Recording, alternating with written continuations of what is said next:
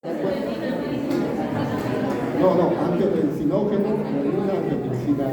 Pero ese no tiene sentido. O sea, sí tiene,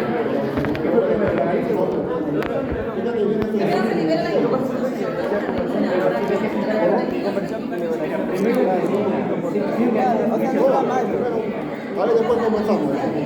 no, pero primero te digo. Después conversamos. Doctor. Vamos a ver. Gracias, doctora. Fiebre reumática. Atentos. Si hay algún reclamo, vienen después, no hay problema. 10 minutos. Muy bien. Bien, vamos a hablar. Se escucha ahí, ¿no? ¿Lo escucho? Ah, no, sí. Vamos a hablar sobre la fiebre reumática, que está definida, atentos chicos, es un trastorno inflamatorio que va a afectar sobre todo el corazón, piel y tejido conectivo.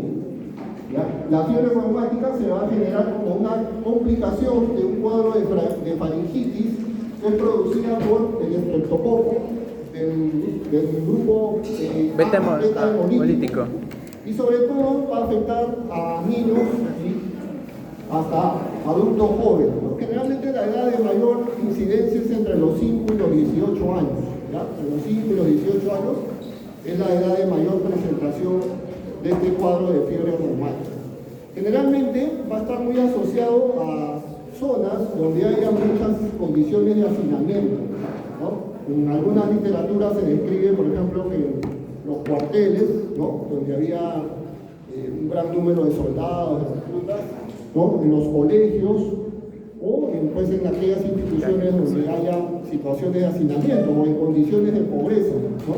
Situaciones, por ejemplo, viviendas donde desgraciadamente hay un hacinamiento, también constituyen factores de riesgo para que pueda haber una infección, una paritoanuidalitis que esté relacionado con los estreptococos del grupo A. Se piensa que la afectación cardíaca deriva de una reactividad autoinmunitaria cruzada entre antígenos bacterianos y cardíacos.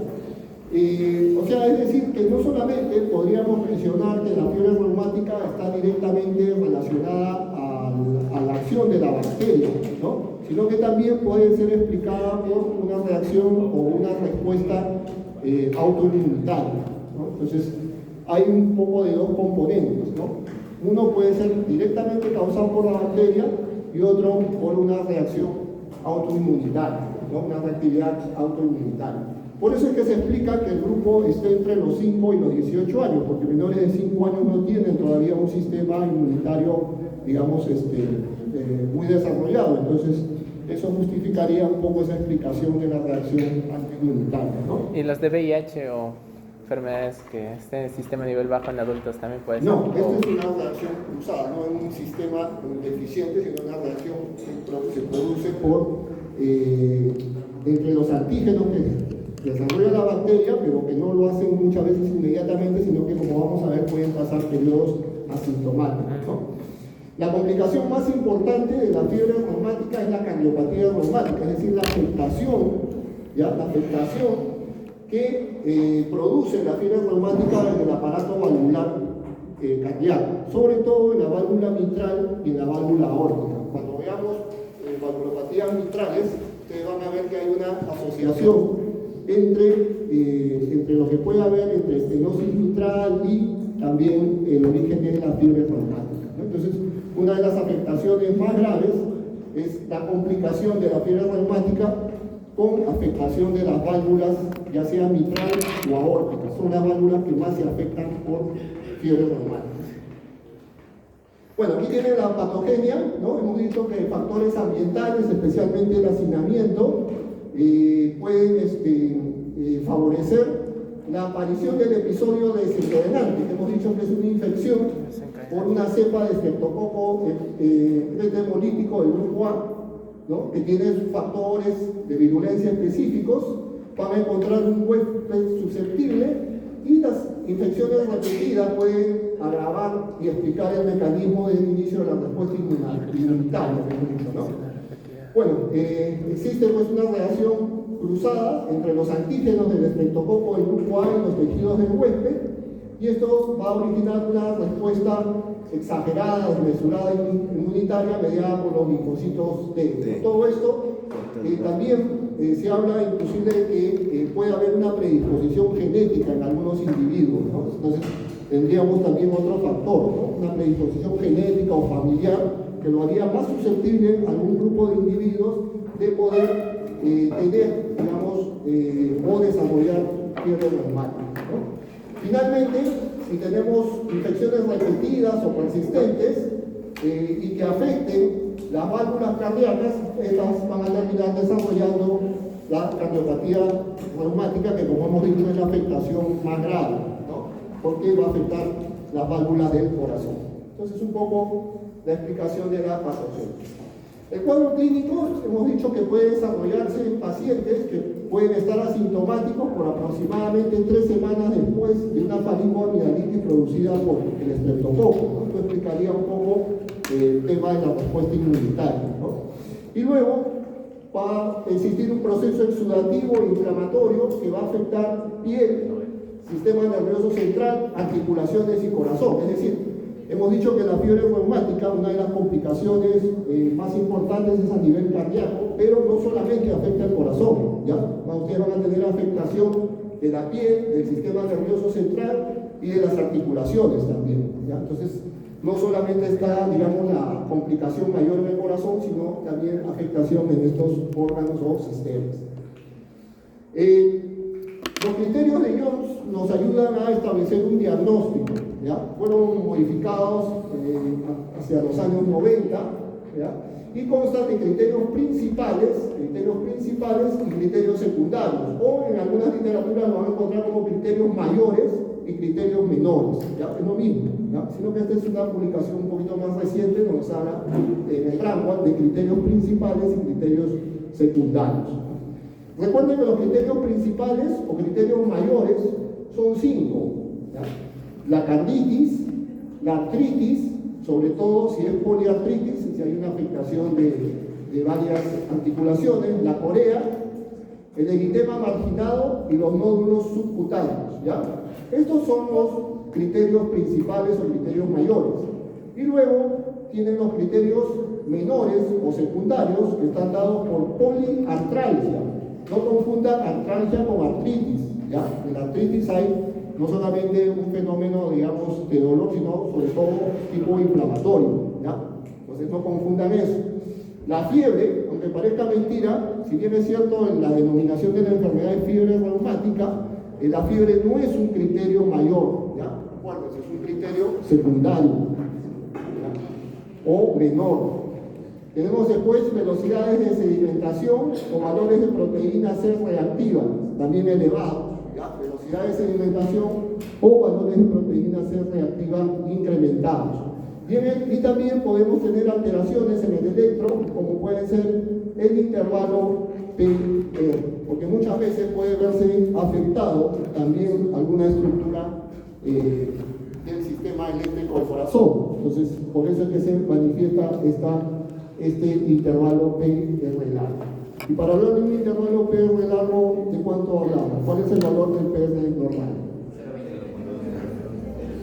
0,2 a 0.20 segundos. 0,12 a 0,20 segundos. ¿no? Entonces, cuando más de 0,20 segundos hablamos de un PR Largo. Por eso vuelvo a insistir, no estudien medicina seccionando, ya tienen que, cuando ven un dato y no se acuerdan, tienen que revisarlo, no es la única manera como se les va a fijar, ¿no?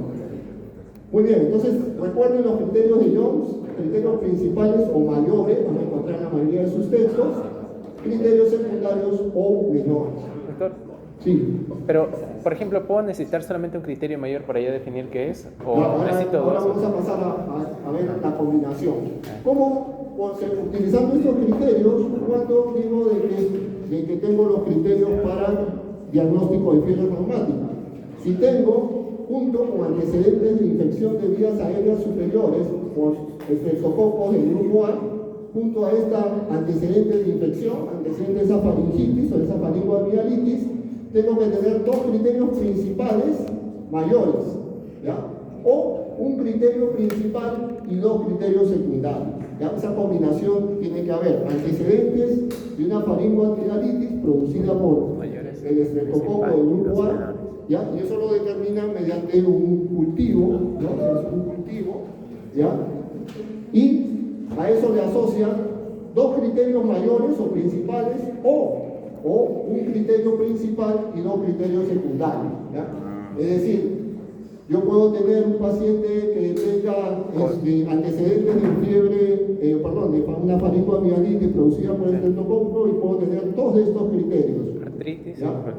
Cualquiera de dos de estos criterios, más el antecedente de la infección, ya me da un diagnóstico de fiebre reumática. O la otra condición es que yo tenga un criterio antecedente de la faringoamigdalitis, ¿no? Un criterio principal y dos de estos, dos menores, ¿ya? Cualquiera de esas combinaciones me da, digamos, el criterio de diagnóstico. Con tres menores no se puede. Muy bien. Vamos a tocar brevemente algunos temas porque esto lo vamos a, también está muy relacionado después al tema de endocarditis infecciosa por la afectación que hay de las válvulas, ¿no? Vamos a hablar de la carditis, ¿ya? La carditis es la complicación, como hemos dicho, de la fiebre reumática que va, digamos, a afectar al corazón, ¿no? Y va desde presentaciones asintomáticas o el paciente puede desarrollar insuficiencia cardíaca. Y finalmente, si esa insuficiencia cardíaca progresa, puede llegar inclusive a la muerte, ¿no? Entonces, cuando hablemos de insuficiencia cardíaca, vamos a ver todo el arsenal de tratamiento. ¿Qué manifestaciones podemos encontrar o qué hallazgos? El paciente puede tener taquicardia, puede tener soplos según la afectación de la válvula, ¿no? Vamos a ver, cuando ya veamos valvulopatía, vamos a ver específicamente qué soplos se pueden presentar. Y también puede haber un roce pericárdico porque el paciente puede desarrollar algún cuadro de pericarditis. Recuerden que estos pacientes pueden desarrollar endocarditis que sobre todo van a afectar la válvula aórtica y la válvula mitral. Son las válvulas más afectadas en el lado izquierdo. En el tema de la artritis es la manifestación más frecuente de fiebre reumática. Recuerden eso, ¿ya? Es la manifestación más frecuente de fiebre reumática. La más grave es la carditis, pero la más frecuente es la artritis, ¿ya? Guerra avisada, sí va a matar, La más grave que la más grave es la carditis. carditis. Ajá, la más grave. Dolor asimétrico, La más frecuente es la artritis. o sea, puede aparecer en un solo, La inflamación. digamos, pericardio, dolor en el codo, pero en un solo brazo, ¿no? Migratorio, puede pasar de una articulación a otra, ¿no? De repente primero el paciente comienza con una artritis en el codo y migra hacia el hombro, ¿no? Y es un dolor de tipo transitorio, Migratorio, realmente digamos, apareciendo y desapareciendo. Y generalmente va a afectar articulaciones grandes, ¿no? Codos, rodillas, muñecas, hombros. Es muy difícil que afecte a las interfalángeas. Pueden haber algunos casos, pero mayormente la presentación es en articulaciones, digamos, grandes. Entonces, artritis, manifestación más frecuente de fiebre reumática. Bueno, no es limitativa desde el punto de vista funcional, ¿ya? Pero, digamos, y puede revertir con el tratamiento. Eso parece artrosis. Luego, hemos dicho que no solamente afecta el corazón, no solamente afecta las articulaciones, sino también afecta el sistema nervioso central, ¿no? Y hay una patología que se llama la corea, ¿no? Corea de Sydenham, ¿no? ¿Qué consiste? Hay una liberación del sistema extrapiramidal, ¿no? Y eso condiciona que aparezcan movimientos involuntarios, ¿no? O no intencionados. El paciente comienza, digamos, a tener, sobre todo en la cara y en las extremidades, comienza a tener movimientos, ¿no? Debido a una liberación del sistema extrapiramidal, ¿no? Un descontrol en el sistema extrapiramidal. Generalmente, el paciente cuando duerme no va a presentar corea, pero sí ante situaciones de estrés o cuando está despierto. ¿ya? Generalmente cuando están durmiendo o en sueño no va a presentar los síntomas. Los síntomas son más evidentes bajo situaciones de estrés o de estrés. Y es la manifestación tardía, generalmente la que se presenta, digamos, mucho tiempo después de que se haya diagnosticado fiebre reumática, ¿no? Tardía, Corea. Entonces, ya tienen la más grave, ¿cuál es? La carditis. La carditis, ¿no? La más frecuente, La artritis. la artritis. Y la tardía, La Corea, el Sydenham. Fija. luego tienen hay dos condiciones también que vamos a ver, que son los nódulos subcutáneos, ¿ya? Estos nódulos generalmente son duros, indoloros, se movilizan, son móviles, ¿no? Y tienen unas medidas entre 0.5 a 2 centímetros. Generalmente duran pocos días y no están, digamos, con signos inflamatorios. Generalmente se van a ubicar en las tendones extensores. Vamos a ver, por acá tenemos, ¿no?, un gráfico, ¿no?, de los nódulos. Generalmente se van a ubicar en las zonas extensoras de las articulaciones. No tienen signos, digamos, de flebosis, ¿no?, muy marcada. Generalmente son duros pero móviles, ¿ya? Y la otra manifestación es el eritema marginado, ¿ya? El eritema marginado es un exantema vascular evanescente con un centro, como van a ver ustedes acá, con un centro claro, ¿no? Y muy delimitado por unos bordes, ¿no? Generalmente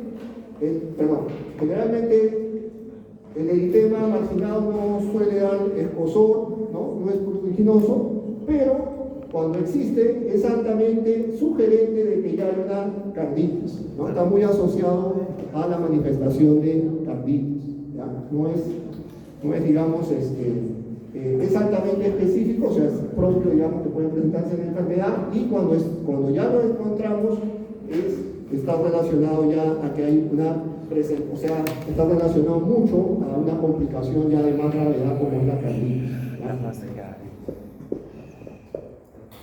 ¿Qué exámenes nos hacen sospechar de fiebre reumática, ¿no? Digamos, ¿qué exámenes debemos tomar en nuestros pacientes? Bueno, el concepto leucocitario, para ver alteraciones, hemos visto que la proteína C y la velocidad de sedimentación también van a estar incrementados.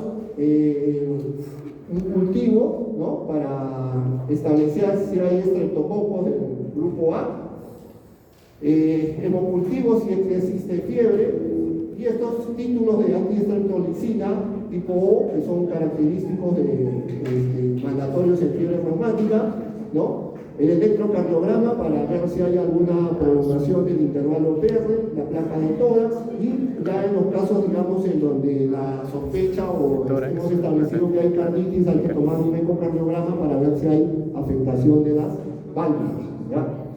Bueno, acá hay otras alternativas que son un poco ya, digamos, más complejas, ¿no? Según ya situaciones donde el diagnóstico, las complicaciones son ya mucho mayores, ¿no? Son estudios ya, digamos, alternativos, pero los recomendados, los estudios de base, digamos, en un paciente con sospecha son esos. Sí. El tratamiento está dado, esta condición responde muy bien a lo que es penicilina, ¿ya? La penicilina. Se recomienda la penicilina inyectable, ¿no? Porque desgraciadamente los tratamientos orales suelen ser muy prolongados y a veces el paciente no lo cumple, ¿no? Entonces, mejor es colocarle su penicilina intramuscular, ¿no? Como ustedes ven, la benzatínica, 1.2 millones de unidades. Si el paciente es, digamos, con 30 kilos de peso o menos, la mitad de la dosis, ¿no? Y es una dosis única, ¿no?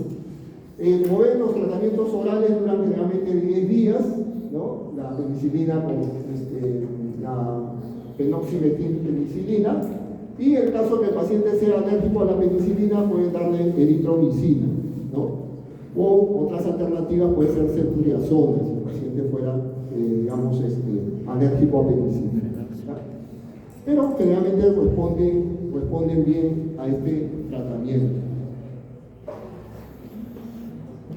La profilaxis secundaria, es decir, ya aquellos pacientes que han tenido un episodio de fiebre reumática, la profilaxis secundaria va a estar en relación a si el paciente ha tenido, digamos, carditis o no. Hemos visto que la carditis es la complicación más grave, ¿no? Entonces, si el paciente no ha tenido carditis, no ha habido un daño, digamos, en el corazón o en las válvulas, generalmente se le da durante 5 años, desde el último episodio, o hasta cumplir los 18 años, ¿no? Si el paciente pues ha tenido fiebre reumática a los 10 años, ¿no? Le daré hasta los 15 años, ¿no? Una profilaxis. Pero si el paciente le ha dado a los 15 años, solamente le daré por 3 años, que es hasta que cumpla los 18, es hasta el primero, hasta qué es lo que, ¿no? O 5 años o si cumple 18. Sí. Sí, sí. ¿Ya? Paciente si ha tenido carditis, ya el plazo es mucho mayor. Se abarca durante 10 años tras el último episodio o hasta cumplir los 25 años, cualquiera de las dos situaciones, ¿no? Si ha tenido insuficiencia valvular más grave durante toda su vida y si ha tenido un reemplazo valvular también, ¿ya? Entonces, es importante que recuerden esto. Bueno, entonces, como digo, esto es una patología que la vamos a ver también cuando hablamos de endocarditis infecciosa y vamos a incidir un poquito más en los temas de tratamientos y prevención también o profilaxis. Sí. Menciona ahí toda la vida, o sea, con el mismo tratamiento en la misma dosis de antibiótico que mencionó. No, como en profilaxis. algunos tipos de situaciones que vamos a ver con endocarditis infecciosa y voy a presentar un cuadro en algún tipo de procedimientos o cuando van a ser sometidos a algún tipo de procedimientos. ¿sabes? Pero ahí cambiamos a eritromicina entonces. Claro, vía oral. vía oral. Sí. O penicilina benzatínica siempre va a ser sometido a algún procedimiento. Eso lo vamos a ampliar en endocarditis infecciosa. Ah, ya. Pero la mitad de la dosis. Ajá, sí. Ah, Según la edad del paciente, todo eso vamos a establecer. Las tablas, ¿ya? Muy bien, entonces recordar cuál es la complicación más frecuente, artritis, cuál es la complicación más grave. Carditis, la más tardía. Corea Corea del cine. Porque se trata de una enfermedad que no solamente puede ser explicada por la presencia del grupo bacteriano. Streptococcus beta hemolítico grupo A, de 8 o a también asociado a respuestas inmunológicas, ¿no? Autoinmunes. Claro. Eso es, digamos, porque esto lo digo, lo vamos a relacionar un poco más con endocarditis infecciosa. ¿Ya? Como yo sabía que iban a estar cansados después de su examen, no he querido hacer una clase muy larga. Gracias, doctor. El próximo domingo sí empezamos 7:30 en punto. ¿Ya? Sí, claro. Recuperar el tiempo perdido. ¿Qué clase será? ¿Endocarditis? ¿Ah? ¿Endocarditis será la clase? No, vamos a hablar sobre patología valvular. Patología valvular. Ah, ya. Muy bien, gracias. Gracias, doctor.